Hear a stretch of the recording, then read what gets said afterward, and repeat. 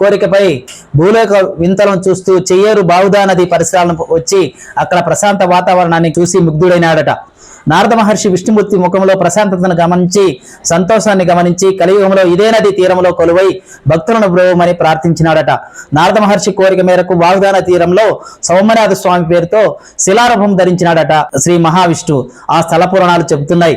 కొందరు నారద మహర్షే ఈ సౌమ్యనాథ స్వామిని స్వయంగా ప్రతిష్ఠించినాడని చెబుతున్నారు. సౌమ్యనాథుని గర్భగుడిలో ఎలాంటి దీపం లేకపోయినా మూల విరాట్ ఉదయం నుండి సాయంత్రం వరకు దేదీప్యమానంగా వెలుగుతుందని ఇక్కడ ఆలయ పూజారులు తెలియజేస్తున్నారు. గర్భగుడిలో దాదాపు 7 అడుగుల ఎత్తుగల సౌమ్యనాథ స్వామి పద్మపీఠమై ఉన్నాడని, స్వామి చతుర్భుజుడని, 2 చేతులతో శంకు చక్రాలు కింది కుడి చేయి మీద అభయం ముద్ర, ఎడమ చేయి వరద హస్తముతో ఉన్నాడని పూజారులు తెలియజేస్తున్నారు. అలాంటి సౌమ్యనాథ స్వామి దేవస్థానం నమస్తే కడప వార్త మహావిష్ణువు నారద మహర్షికి సంబంధించి సందర్శిస్తున్నాం. ఈరోజు ఏకాదశి, ఎంతో మహిమాన్వితమైనటువంటి దినం. ఈ రోజున స్వామివారి బ్రహ్మోత్సవాలు కూడా జరుగుతున్నాయి. ఈ నెల 13వ తేదీ నుంచి 23వ తేదీ వరకు సోమనాథ స్వామి బ్రహ్మోత్సవాలు ఘనంగా జరుపుకుంటున్నారు.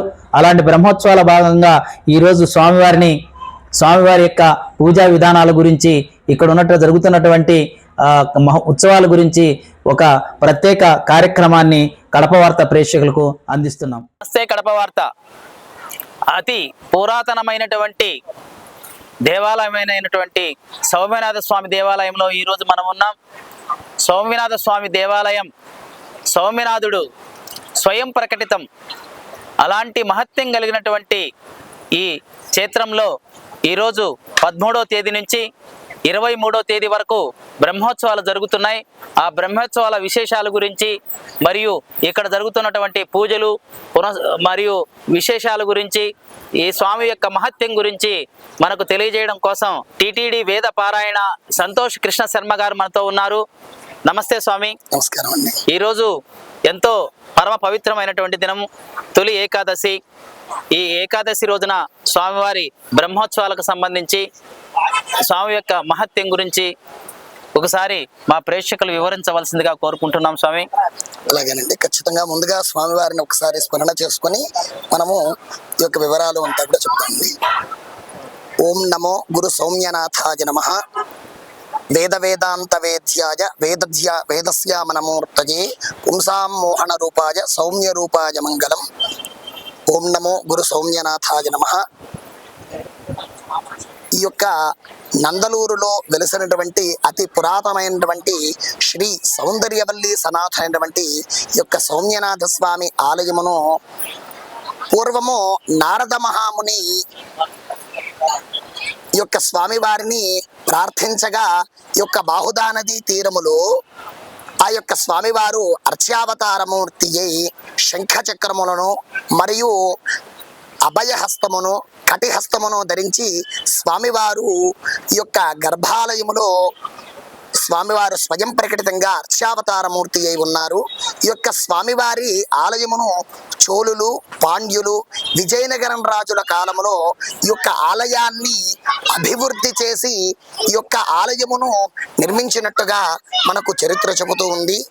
అదే విధంగానే గర్భగుడిలో ఉండేటువంటి స్వామివారిని ఆ యొక్క గర్భాలయము ఎప్పుడు నిర్మించారు, అదే విధంగానే అక్కడ స్వామివారు ఎన్ని సంవత్సరముల నుంచి ఉన్నారు అనేది ఇంతవరకు ఎటువంటి ఆధారములు కూడా లేవు. ఎందుకంటే ఆ యొక్క గర్భాలయాన్ని ఎప్పుడు నిర్మించారు అనే దానికోసమని ఆ యొక్క గర్భాలయం దగ్గర కార్బన్ డేట్ టెస్ట్ కూడా చేసి ఉన్నారు. కానీ అది కూడా ఏ సంవత్సరంలో నిర్మాణం జరిగింది, ఆ యొక్క ఎప్పుడు నిర్మాణం జరిగింది అనేది వారు కూడా చెప్పలేకపోయారు.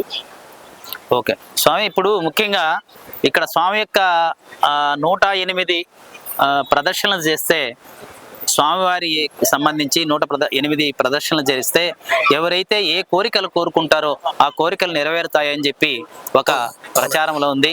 దాని గురించి ఒకసారి వివరించండి స్వామి. ఖచ్చితంగా ఈ యొక్క ఆలయమును ఏదైనా సరే కోరిక ఉన్న వాళ్ళు, ఇప్పుడు వివాహం కావాలి, వివాహం కాని వారు, అదే విధంగానే వివాహమై సంతానం లేని వారు కానీ వీరందరికీ కూడా స్వామివారు ఎవరైనా విదేశ ప్రయాణాలు చేయాలి అనేటువంటి వారంతా కూడా ఈ యొక్క ఆలయమునకు వచ్చి ఆ యొక్క 9 ప్రదక్షిణాలు స్వామివారికి ప్రదక్షిణంగా తిరిగి వారి మనస్సులో ఉండేటువంటి కోరికని ఆ యొక్క సౌమ్యనాథుడికి వివరించుకొని ఇంటికి వెళతారు. అయిన తర్వాత 3 నెలల లోపు ఖచ్చితంగా ఆ కోరిక నెరవేరుతుంది అని చెప్పి భక్తుల యొక్క విశ్వాసము. అదే విధంగానే కోరిక నెరవేరిన తర్వాత 1 వారము లోపు ఆలయానికి విచ్చేసి స్వామివారికి 108 ప్రదక్షిణాలు తిరిగి వారి యొక్క ముక్కులన్నీ కూడా స్వామివారికి చెల్లించుకుంటూ ఉంటారు. అదే విధంగానే ఈ యొక్క ఆలయమునకు మన యొక్క ప్రపంచములో ఉండేటువంటి ఏకైక సౌమ్యనాథ స్వామి దేవస్థానము. ఎందుకంటే మనకి విష్ణు క్షేత్రాలు, ఇప్పుడు వెంకటేశ్వర స్వామి ఆలయాలు చాలా ఉన్నాయి, కానీ సౌమ్యనాథ స్వామి ఆలయము మన యొక్క ప్రపంచములో అంతా కూడా ఒకే ఒక్క ఆలయం ఉంది, అదే మన నందలూరు సౌమ్యనాథ స్వామి ఆలయము. ఈ యొక్క ఆలయమునకు పోతులూరి వీరబ్రహ్మేంద్ర స్వామి వారు ఆయన యొక్క కాలజ్ఞానములో చెప్పి ఉన్నారు. ఏమి అంటే నందలూరులో యొక్క ఆలయములో పైన ఉండేటువంటి సీలింగ్ కి ఒక చేప బొమ్మ ఉంటుంది. ఎప్పుడైతే ఈ బాహుదా నది పొంగి ఆ యొక్క చేపకు నీరు తగులుతుందో దానికి జీవము వస్తుంది, అప్పుడే యుగాంతము అని చెప్పి ఈ యొక్క స్థల పురాణముగా చెబుతూ ఉంటారు. ఓకే స్వామి, స్వామికి సౌమ్యనాథుడు అంటారు కదా, సౌమ్యనాథుడు అంటే అర్థం ఏంటి స్వామి? స్వామినాథుడా లేదంటే ఆనంద సౌమ్యనాథేశ్వరుడు, సౌమ్యనాథేశ్వరుడు? ముఖ్యంగా స్వామి ఆయనని కాలక్రమేణా సౌమ్యనాథుడు అని పిలుస్తున్నారు. అవునులేండి. మామూలుగా ఈ సౌమ్యనాథుడికి ఒక 2 టెంపుల్స్ ఉన్నాయి కదా స్వామి, అవేవి శివాలయాలు? హత్యరాల, గుండ్లూరు. ఈ 2 శివాలయాలకి రేఖాంశంలో మన సౌమ్యనాథ స్వామి దేవాలయం ముందు ఉండదంటున్నారు కదా, వాటి గురించి ఒకసారి వివరించండి. ఈ యొక్క సౌమ్యనాథ స్వామి ఆలయమునకు స్వామివారు పూర్వము యొక్క బాహుదా నదీ తీరములో స్వామివారు విహరించుచూ ఉండగా ఆ యొక్క స్వామివారు ముఖములో చూసి ఆ యొక్క ఆనందమును చూసి నారద మహాముని ప్రార్థన చేశారు. స్వామి, మీరు ఇదే ఆనందములో ఇక్కడ అర్చావతారమూర్తిగా ఉండి భక్తులని అనుగ్రహించండి స్వామి అని చెప్పి నారద మహాముని కోరిక మేరకు ఇక్కడ సౌమ్యనాథుడిగా, అదే విధంగానే ఆ యొక్క తల్లిని హతము చేసినటువంటి దోషమును పోవడం కోసమని చెప్పి, ఆ యొక్క మాతృహత్య పోవడం కోసమని చెప్పి పరశురాముడు ఇక్కడికి సమీపములోనే హత్యరాల అనే ఒక క్షేత్రము ఉంది. ఆ యొక్క క్షేత్రములో ఆ యొక్క పరమేశ్వరుణ్ణి ఆ యొక్క పరశురాముడు ప్రసన్నము చేసుకొని తన యొక్క గండ్రగొడ్డలిని ఆ యొక్క బాహుదా నదిలో ప్రక్షాళన చేసుకున్న తర్వాత ఆ యొక్క తల్లిని ఆ యొక్క వధ చేసినటువంటి దోషము పోతుంది అని చెప్పేసి అక్కడ స్థల పురాణము. అదే విధంగానే అగస్త్య మహాముని తన తపస్సుకై ఈ యొక్క బాహుదా నది పరివాహంలో తిరుగుతూ ఆ యొక్క తన యొక్క తపస్సునంతా కూడా ఒక విగ్రహముగా చేసి ఇక్కడ గుండ్లూరు అను ఒక క్షేత్రము ఉంది, అక్కడ శివుడిగా ఆ యొక్క తన యొక్క తపశ్శక్తినంతా కూడా అక్కడ ప్రతిష్ఠ చేసి ఉన్నారు. ఆ యొక్క హత్యరాల, ఈ యొక్క గుండ్లూరు శివాలయము, అదే విధంగానే మన యొక్క సౌమ్యనాథ స్వామి ఆలయము 3 కూడా ఒకే ఒక రేఖాంశములో పూర్వకాలము ఆ యొక్క నిర్మించబడి ఉన్నది. ఓకే స్వామి, ఇంకోటి మనకి ఇక్కడ జరిగే పూజలు విశేషాల గురించి ఒకసారి చెప్పండి స్వామి.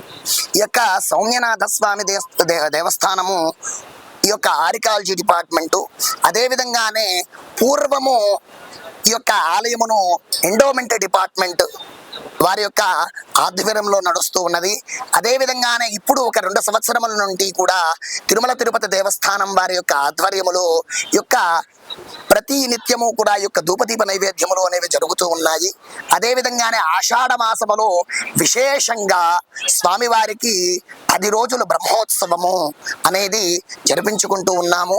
ఈ యొక్క సంవత్సరము ఆషాఢ మాసములో 13వ తేదీ నుంచి 23వ తేదీ వరకు స్వామివారి యొక్క బ్రహ్మోత్సవములు జరుగుతూ ఉన్నాయి.